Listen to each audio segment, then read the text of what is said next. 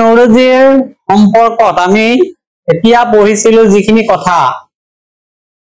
তাৰে কিছুমান প্ৰশ্ন আমি ৰেডি কৰিছো গতিকে আমি চাওঁচোন কেনেকুৱা প্ৰশ্ন ওলাব কিন্তু কেতিয়াবা এমচিকিউত আহিব পাৰে দাদাভাই নৌৰোজীৰ জন্মবৰ্ষ আৰু মৃত্যুবৰ্ষ কিমান ফটো এখন আছে নেকি তাৰ তলত লিখা থাকিব আছে না নাই অৰ্থাৎ প্ৰশ্ন এতিয়া যিকোনো ঠাই পাই আহিব আমি কেতিয়াবা দেখো যে ফটোখনে উঠাই দিয়ে নিয়ে না এজন কোন চিনাক্ত কৰা এইটো এটা প্ৰশ্ন হ'ব পাৰে বহুতে ধৰি লওক কিতাপৰ লিখাখিনি চাব পাৰে এইটো নাচাবও পাৰে গতিকে এইটো আমি চাব লাগিব 1825 খ্ৰীষ্টাব্দত জন্ম 1917 খ্ৰীষ্টাব্দত 17 হয়নে নহয় হা হয়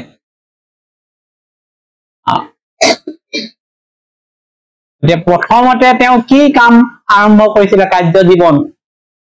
কি বুলি পাইছিল আমি প্ৰথমতে ওকালতি নে কি অধ্যাপক হিচাপে কৰ্মজীৱন আৰম্ভ কৰিছিলে পিছতহে তেওঁ ওকালতি হৈ আইনবিদ হিচাপে লণ্ডনত প্ৰতিষ্ঠিত হ'ল এতিয়া এই বস্তুটো আমি যে কৈছিলো ইংলেণ্ডত থাকোতে নৌৰোজীয়ে কেনেকৈ ৰাজনীতিত প্ৰৱেশ কৰিছিলে ইংলেণ্ডত থাকোতে দাদাভাই নৌৰোজীয়ে লিবাৰেল পাৰ্টি সদস্য পদ গ্ৰহণ কৰি ৰাজনীতিত প্ৰৱেশ কৰিছিল লিবাৰেল পাৰ্টিত জইন কৰিছিল আৰু কমন সভাত প্ৰতিদ্বন্দ্বিতা কৰি সদস্য পদ আৰু এইটো আহিব দাদাভাই নৌৰোজীয়ে কেতিয়া আৰু কোন সমষ্টিৰ পৰা ব্ৰিটিছ কমন সভাৰ সদস্য পদ লাভ কৰিছিল এতিয়া 1892 খ্ৰীষ্টাব্দত দাদাভাই নৌৰোজীয়ে মধ্য ফিন্সবাৰী সমষ্টিৰ পৰা ব্ৰিটিছ কমন সভাৰ সদস্য পদ লাভ কৰাৰ কথাটো আমি অলপ আগতে পঢ়িলো 5 নম্বৰ হ'ল ভাৰতীয় হিচাপে প্ৰথমবাৰ ব্ৰিটিছ পাৰ্লিয়ামেন্টৰ সদস্য হোৱাৰ গৌৰৱ কোনে লাভ কৰিলে গতিকে নামটো একেই হ'ব দাদাভাই নৌৰোজী কথাই ক'ব লাগিব আৰু এই ধাৰণাটো দাদাভাই নৌৰোজীয়ে ইংলেণ্ডৰ সংসদত উত্থাপন কৰিছিল কি ধৰণে ভাৰতৰ সম্পদ শোষণৰ এটা প্ৰক্ৰিয়া চলি আহিছে তেওঁ কেনেকৈ কৈছে যে পলাচী যুদ্ধৰ পাছৰ পৰাই আৰম্ভ কৰি ইংৰাজে ভাৰতৰ সম্পদ অবিৰামভাৱে তেওঁলোকৰ দেশ ইংলেণ্ডলৈ প্ৰবাহিত কৰি আছে আৰু ই ভাৰতক অৰ্থনৈতিকভাৱে শোষণ কৰিছে অৰ্থাৎ এইটো কয় সম্পদ বহিগমন হৈছে আৰু নৌৰোজীয়ে আফিঙৰ ব্যৱসায়ৰ সম্পৰ্কত কি দাবী উত্থাপন কৰিলে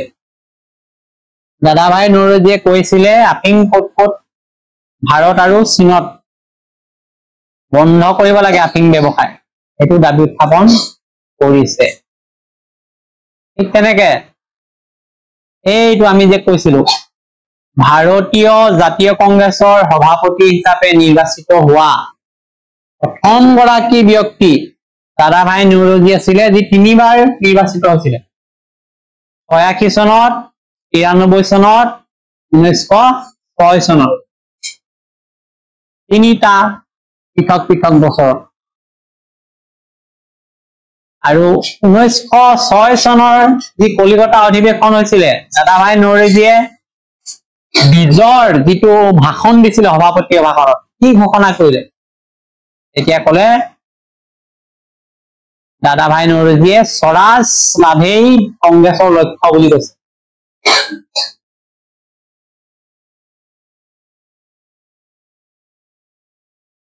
এতিয়া তেনেহলে স্বৰাজ বুলিলে তেওঁ কি বুজাইছিলে এইটো এটা আমাৰ ক'বলগীয়া কথা নৌৰোজীয়ে স্বৰাজ শব্দৰ দ্বাৰা স্বাধীনতা নহয় স্বায়ত্ত শাসনক বুজাইছিলে গতিকে আমি 2 মিনিটত ৰেডি কৰিলো এটা কুৱেশ্যন 10টা প্ৰশ্ন কৰিলো নাই তাৰ পিছত আকৌ আলোচনা কৰিলো ইয়াৰ পৰা পৰীক্ষাত যদি আহিব পাৰে কেনেকুৱা প্ৰশ্ন সেই বিষয়ে আমি জানিলো এটা হ'ল এইটো মডেল আৰ্হি এনেকুৱাই যে আহিব নহয় এনেকুৱা ধৰণে প্ৰশ্নবিলাক মাজৰ পৰা আহিব পাৰে গতিকে আমি আজি আলোচনা কৰা গোটেই বিষয়বস্তুখিনি এই প্ৰশ্নকেইটাই সামৰি লৈছে গতিকে বিষয়বস্তুটো মই গ্ৰুপত দি দিম শ্বেয়াৰ কৰি দিম তোমালোকে নিজে চাই ল'ব পাৰিবা ঘৰত